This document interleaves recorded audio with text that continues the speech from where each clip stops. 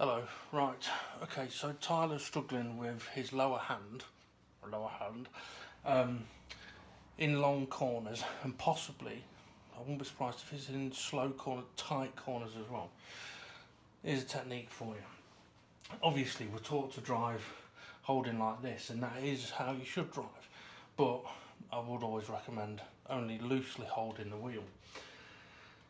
Now, the technique I use for very tight corners, or if my arms are hurting, is tight corners first. So for example, I learned this Monaco, right, in the hairpin. So the problem is that as you're turning, right, your lower arm gets stuck. I'm fat, so my lower arm gets stuck on my belly, and now my hand is all twisted, right? Well, here's the trick. You know you're coming to a tight corner, it's there all the time. So let go with the left, if it's left hand corner, let go with your left hand, start turning in with the right, then you can reapply your left hand and pull the wheel round more. Now you can turn the wheel a hell of a lot more, okay?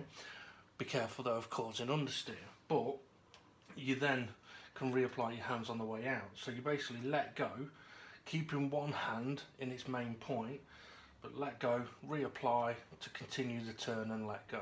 Right, so you are turning one-handed, but you should be okay doing that because you shouldn't be changing gears through the corners anyway. Right? So you reattach in the correct points.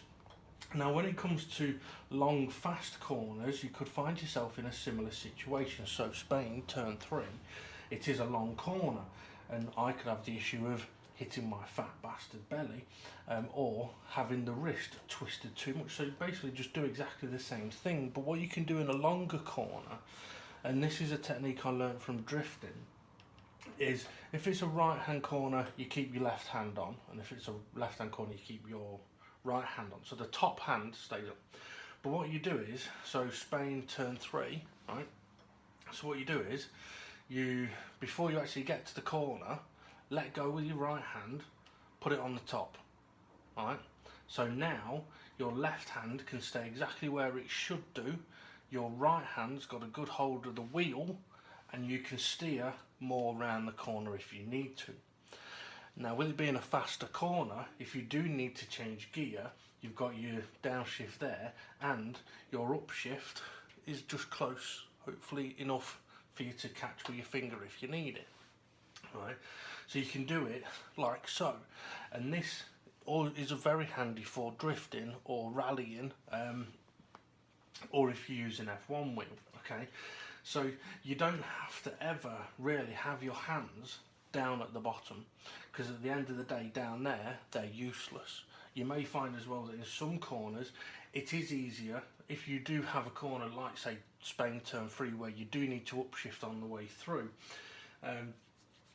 Excuse me, so you'd let go, grab the top, steer in. Now you need to upshift, which is not a problem. You can hold the wheel with your left hand because it's in a strong position, and you can just move down to the gear lever because your right hand isn't pulling the wheel down.